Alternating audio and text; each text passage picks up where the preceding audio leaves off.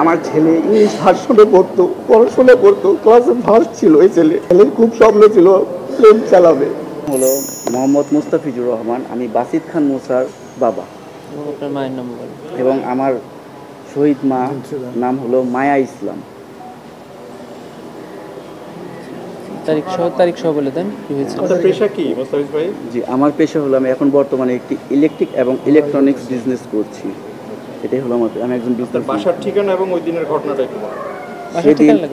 সেদিন ছিল 19শে জুলাই 2024। 19শে জুলাই 2024 আমি আমার বাবার ভাত নেওয়ার জন্য বাসা থেকে নামি। তখন আমার ছেলেটা আইসক্রিম খাবে দেখে মসজিদ ধরার পর আমি বলি যে তাহলে তুমি আমার পিছনে পিছনে আসো। আম্মুকে বলি যে তাহলে আমি যেহেতু নামবো তুমি একটু ওর পিছনে পিছনে এসে ওকে নিয়ে যাও। তখন ও দৌড়িয়ে আমার কাছে আসার পর আম্মু এর ভিতরে পিছন দিয়ে আসছিল, ওর পিছনে আমার মা দাঁড়ানো ছিল, কিন্তু আমি দেখি নাই। হঠাৎ করে বাহিরের থেকে একটি গুলি এসে কেচি কেটে ভেদ করে ওর মাথার এই সাইডটা দিয়ে ঢুকে এই সাইড দিয়ে বের হয়ে যায়। পরবর্তীতে আমি আমার ছেলেকে নিয়ে সরাসরি পার্শ্ববর্তী একটি হসপিটালে নিয়ে যাই। প্রাথমিক চিকিৎসার পর ওকে নিয়ে ঢাকা মেডিকেলের উদ্দেশ্যে রওনা হই। যখন সন্ধ্যা হয়ে যায় তখন আমি আমার মার কোনো খোঁজ খবর পাচ্ছি না, ফোন দিচ্ছি পাচ্ছি না। পরবর্তীতে 8:30টার দিকে আমি আমার এক বাসার কলিগ, আমার পাশের ফ্ল্যাটের লোকের সাথে কথা বলি যে আমার মাকে তো পাচ্ছি না, আপনারা একটু দয়া করে আমার মাকে একটু ফোনটা দেন, কথা বলবো। সে বলে কি আপনার মা এই মুসাকে যে গুলিটা লাগছে সেই গুলিটা বের হয়ে আপনার মার পেটে লাগে, তা আপনার মাকেও তো হসপিটালে নিয়ে যাই, ফরাজি হসপিটালে নিয়ে যাই। তখন বলার পর আমি তো আর কিছু বুঝতেছি না যে ছেলেকে নিয়ে থাকবো না মাকে নিয়ে থাকবো। পরবর্তীতে এই ঢাকা মেডিকেল থেকে ফরাজি বনশ্রীতে যাওয়ার কোনো স্কোপে ছিল না, বাইরে এত গোলাগুলি ছিল এবং কোনো পুলিশই হসপিটাল থেকে বের হতে দিচ্ছিল না। পরবর্তীতে আমার এক আত্মীয়কে ফোন দিয়ে বলি যে আপনি দয়া করে আমার মাকে একটু হসপিটাল থেকে রিসিভ করেন যাতে সে দেখতে পারেন। তার পাশে কেউ ছিল না। পরবর্তীতে আমার আত্মীয় যাওয়ার পর তাকে দেখে যে ফরাজি হসপিটালের ওয়েটিং রুমের চেয়ারে তাকে শোয়ায় রাখা হয়েছে। পরে আমরা অনেক চেষ্টা করি, সেদিনকার রাতেও আর হসপিটালে আনতে পারি না। পরবর্তীতে আমার বাবাকে 11টার পর রামপুরা বনশ্রী ফরাজি হসপিটালে পাঠাই ঢাকা মেডিকেল থেকে। পাঠানোর পর আমার বাবাকে বলি যে যেভাবে হোক তুমি নিয়ে আসো। যখন তারা আনতে পারে নাই, সে বলছে যে আজকে রাতটা আপাতত হসপিটালে কাটাই, সকালে আমরা এসে পড়ব ঢাকা মেডিকেলে।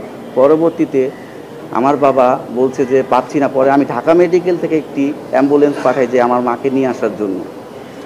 আমার মাকে নিয়ে আসার রাস্তার ভিতরে আমার মা মারা যায়। হ্যাঁ, আমার ছেলে আপাতত খাওয়া দাওয়া এনজি টিউব দিয়ে করছে, ও মুখে কিছু খেতে পারে না এবং ওর ডান সাইডটা আপাতত প্যারালাইজ আছে। এই সাইডটা উন্নত চিকিৎসার মাধ্যমে ঠিক হওয়া সম্ভব, যেটা আমাদের হয়তো বাংলাদেশে খুব কমই আছে। যেহেতু ওর শুরু থেকে শেষ পর্যন্ত চিকিৎসা এখন সিঙ্গাপুরে হচ্ছে, তাই সিঙ্গাপুরের ডক্টর বলছে ঠিক হবে, কিন্তু এটা অনেক সময় লাগবে। হ্যাঁ, আর ওর এই মাথার এই সাইডে খুলি নাই, এটা হলো আলাদা আর্টিফিশিয়াল স্কাল্প লাগানো। এখন ওর ডান সাইডটা আপাতত প্যারালাইজ আছে, নড়াচড়া করতে পারে না, কিন্তু ও কথা বুঝতে পারে, শুধু বলতে পারে না, হাঁটাচলা করতে পারে না, স্বাভাবিক খাবার খেতে পারে না। আদালতের কাছে যে যারা আমার মাকে হত্যা করেছে এবং আমার ছেলের এই অসুস্থতার জন্য যারা দায়ী, তাদের কঠোর একটি শাস্তি হোক, সেটাই আমি আদালতের কাছে চেয়েছি। জি, আমার একটাই ছেলে। আমার ছেলে ইংলিশ ভার্সনে পড়তো, পড়াশোনা করতো, ক্লাসে ফার্স্ট ছিল। এই ছেলের খুব স্বপ্ন ছিল প্লেন চালাবে, কিন্তু স্বপ্ন বড় হয় না, সত্যি হবে। বাসায় এখন শুধু প্লেন বলে, কিন্তু আর উড়াতে পারবে না। ওর স্বপ্ন ছিল ও পাইলট হবে। এই কারণে ওকে ইংলিশ ভার্সনে পড়াচ্ছিলাম। সব জীবনটা আমার পুরো তছনছ করে দিল।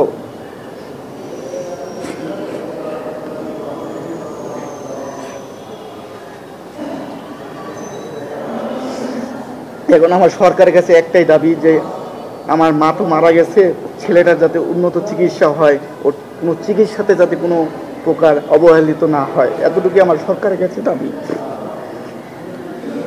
যাতে কোনো চিকিৎসার খাতে ও পিছিয়ে না পড়ে।